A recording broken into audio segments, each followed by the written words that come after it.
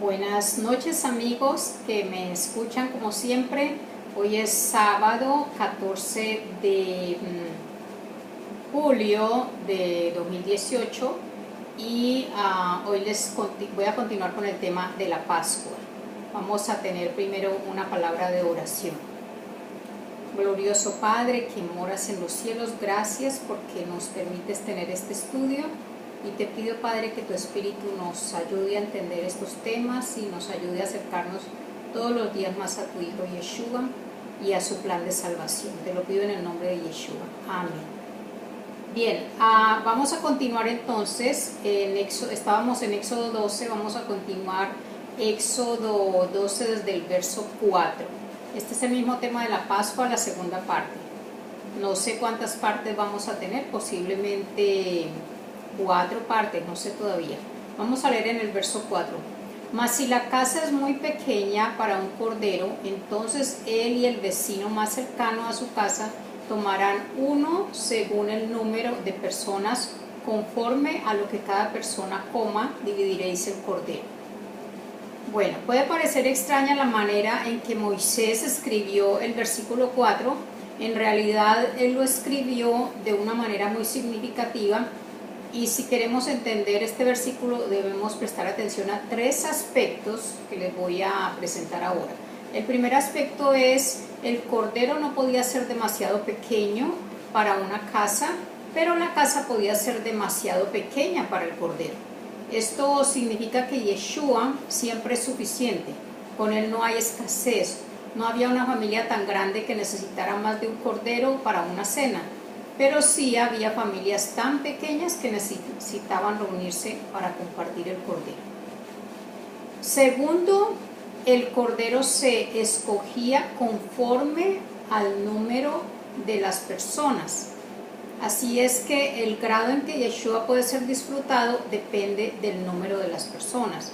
Por poner un ejemplo, 12 personas por cordero pueden ser una casa de 12 personas o pueden ser 2 casas de 6 personas cada una.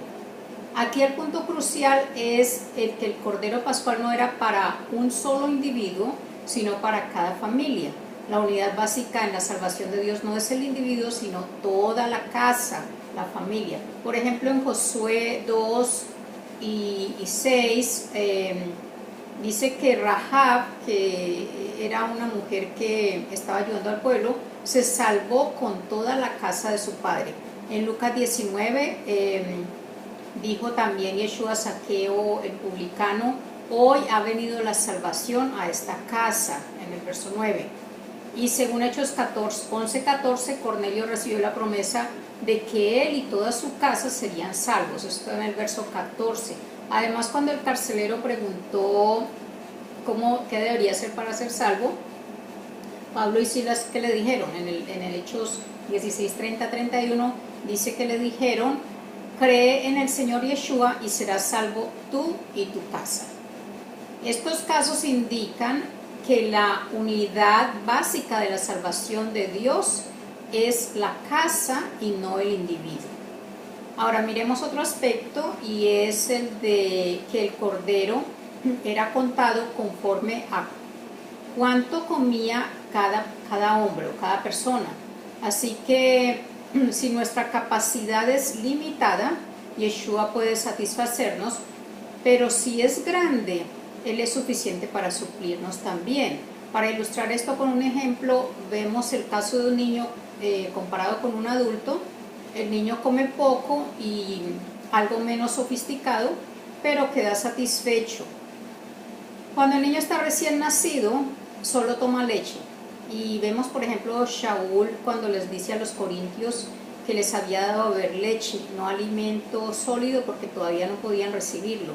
Eso está en 1 Corintios 3:2. También en 1 Pedro 22 dice: desead como niño recién nacido la leche pura de la palabra, para que por ella crezcáis para salvación. Vemos que en cada situación Yeshua puede satisfacer cualquier necesidad.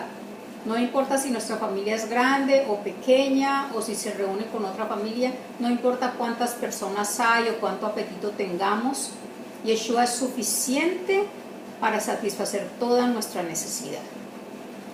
Veamos, continuemos con el Éxodo 12, ahora vamos al verso 5 y dice así: el cordero será un macho sin defecto de 1 año, lo apartaréis de entre las ovejas o de entre las cabras.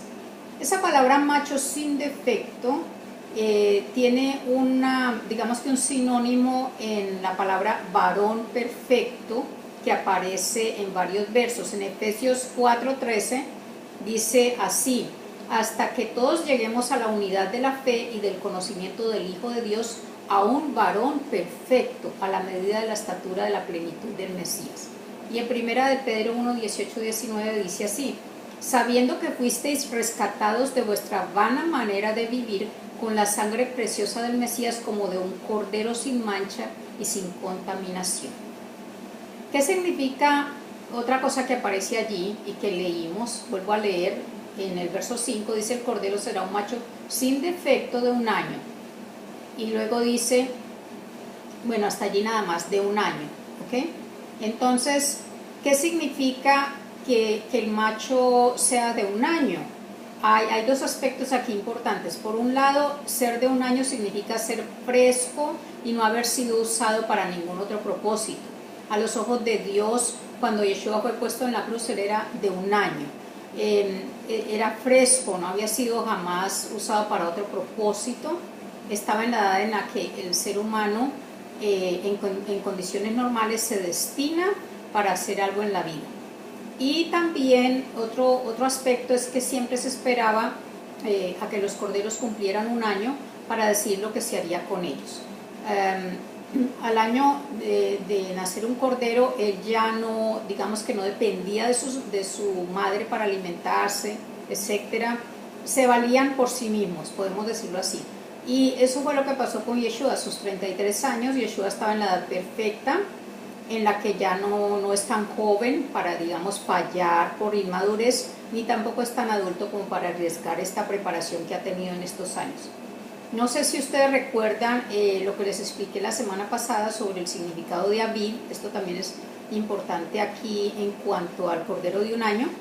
Y recordemos que Aviv es el primer mes religioso, y que Aviv significa cebada cuando está en el punto exacto.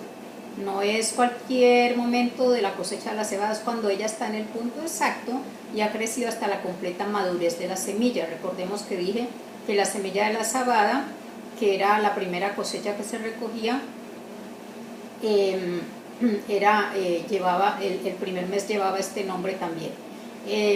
Entonces, históricamente Aviv significa la etapa del crecimiento del grano, cuando las semillas han alcanzado su tamaño final y se llenan con el almidón, pero todavía no han secado. Miren que esta es una representación exacta del momento en que Yeshua es sacrificado. Es el punto donde no ha alcanzado, no se empieza a secar, está en ese punto perfecto para el sacrificio. Otra cosa que leímos, acabamos de leer en el verso 5, vuelvo a leerlo. Hacia el final del verso dice: lo apartaréis de entre las ovejas o de entre las cabras.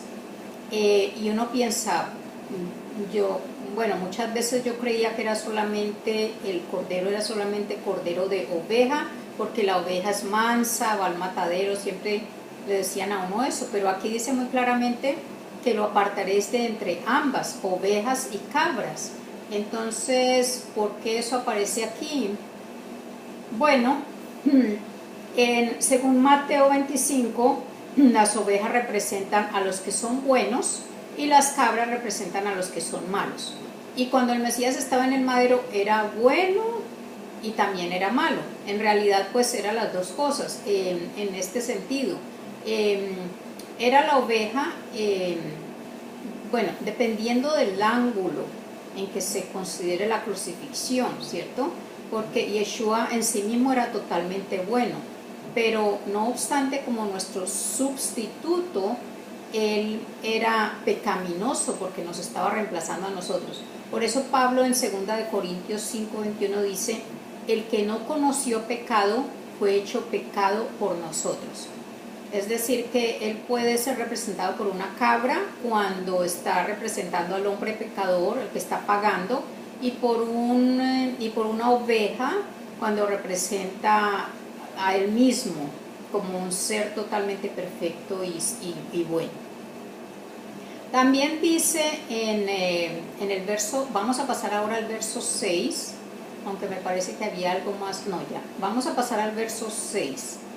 Dice así: y lo guardaréis hasta el día 14 del mismo mes. Entonces toda la asamblea de la congregación de Israel lo matará al anochecer. Realmente no dice al anochecer, dice entre las tardes. Vamos a explicar primero la parte del 14. Ya les había dicho que el cordero era apartado el 10 para el examen. Y en el video anterior les expliqué esto. Y también les expliqué que fue probado durante 4 días. Eso estaba en lo que les había explicado antes, que él fue probado. Y el Mesías también fue examinado durante el mismo periodo de tiempo. Después de ser arrestado, el Señor fue sometido a 6 pruebas. 3 por parte, yo creo que les expliqué esto, pero voy a volver a entrar un poquito. 3 pruebas por parte de los sacerdotes, que lo examinaron conforme a la ley de Dios, y 3 pruebas bajo los gobernantes romanos, que lo examinaron según la ley romana. Y finalmente Pilato tuvo que declarar que no podía encontrar ningún defecto en él. Y de hecho Pilato declaró 3 veces que no encontró ninguna falta en él. Eso está en Juan 18, 38, en Juan 19, 4 y el 6. Así que como Cordero Pascual el Mesías no tenía defecto ni falta alguna. Ahora dice también en ese verso, como acabamos de leer, que fue inmolado por toda la congregación de Israel. ¿Ustedes saben quién crucificó a Yeshua? Tengamos en cuenta varias cosas. Él tenía que ser inmolado por su propio pueblo, porque así era la instrucción, era la orden del sacrificio del cordero. Pero él fue inmolado, si lo que entendimos es claro, fue inmolado tanto por judíos como por gentiles, porque los romanos representan a los gentiles. Entonces, según narran los evangelios, todos sabemos que la clase religiosa de su tiempo, es decir, los judíos religiosos, decidieron condenar a Yeshua porque ellos consideraron blasfemia el hecho de que él admitió ser el Hijo de Dios. Pero ellos no tenían autoridad para ejecutar la sentencia, la autoridad la tenían solamente los romanos. Así que, aunque ellos decidieron, los romanos fueron los que ya tomaron la última decisión. Así que vemos aquí que tanto judíos como romanos se conjugaron para crucificar a Yeshua, a pesar de que tenían tantas diferencias entre sí.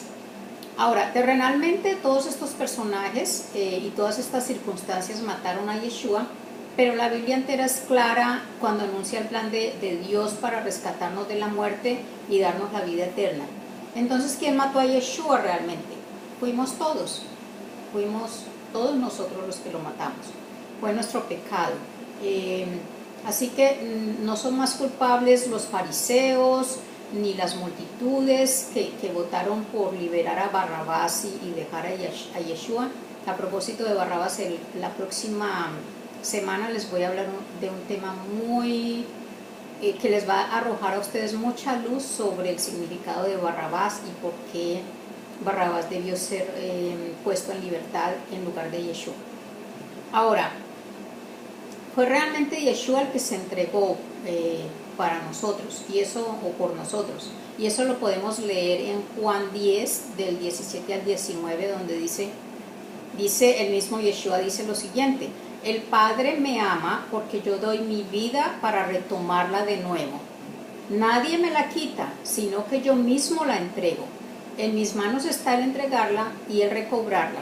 Este es el mandato que recibí de mi Padre. Es decir, el Padre le dice que tome su vida y que la vuelva a recobrar en la resurrección. Es una decisión de Él para salvarnos a nosotros del pecado. Así que ese cuento de que los judíos mataron a Yeshua, todo eso ya está mandado a recoger aquí, ¿no? Ya sabemos que los romanos representan a todo el pueblo gentil que somos todos los que no somos judíos, por lo menos judíos en el sentido de pueblo de Israel, ¿ok? Porque espiritualmente dice la palabra muy claramente que nosotros nos unimos a la vid que es Israel, y ya no somos solo uno, unidos a Israel. Ahora, dice también en el verso 6, y quiero volverlo a leer, dice, al final del verso dice, después de que dice que toda la congregación de Israel lo matará, dice que lo matará al anochecer. En hebreo no dice al anochecer, dice entre las 2 tardes. Este asunto de las 2 tardes,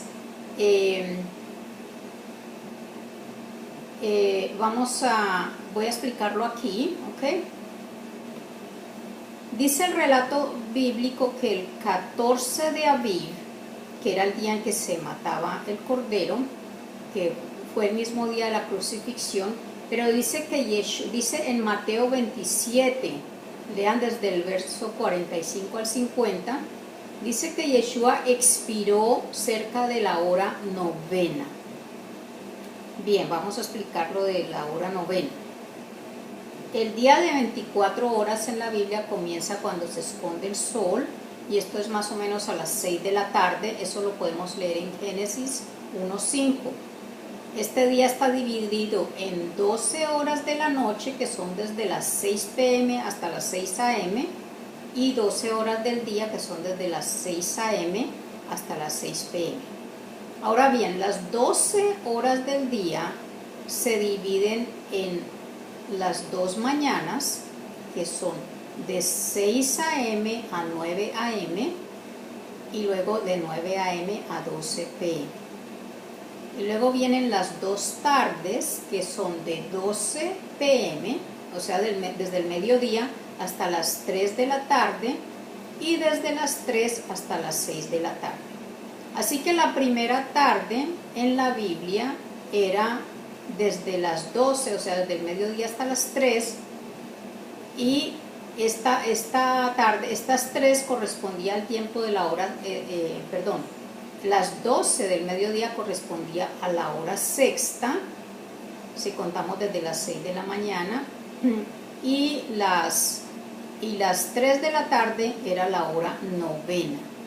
Entonces, la segunda tarde entonces era desde la hora novena, que eran las 3 de la tarde, hasta la hora duodécima, que era las 6 de la tarde.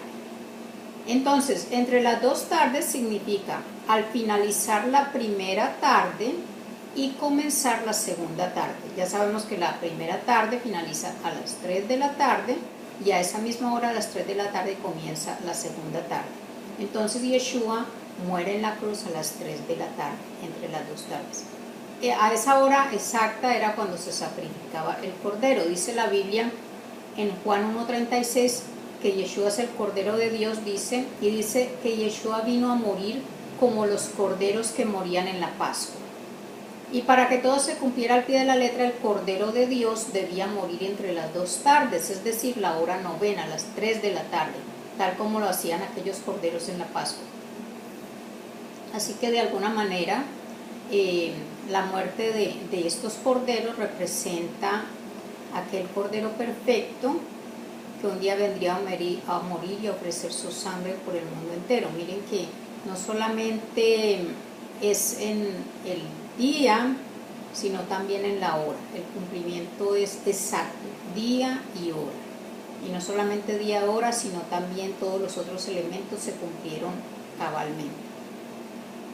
Definitivamente, amigos, tenemos mucho que aprender de este Cordero, de todo lo que representa el plan de salvación, de cómo nosotros, si entendemos este plan de salvación y todo este sistema sacrificial que se hacía antes, vamos a entender mejor la obra tan grande que Yeshua hizo por nosotros en la cruz. Son muchos detalles. A medida que vayamos avanzando, vamos a encontrar muchos más detalles en las palabras, también en la manera como se crucificaban el cordero para ser asado. Bueno, hay una cantidad de detalles, yo quisiera contarles todo ya, pero debo ir paso a paso, no quiero acelerarme, solo quiero que sigamos en este estudio tan importante de la Pascua y al final yo creo que dentro de poco voy a tener la oportunidad también de responder algunas de sus preguntas. Les deseo que tengan una semana muy feliz y que disfruten mucho de ella y sean muy bendecidos. Adiós.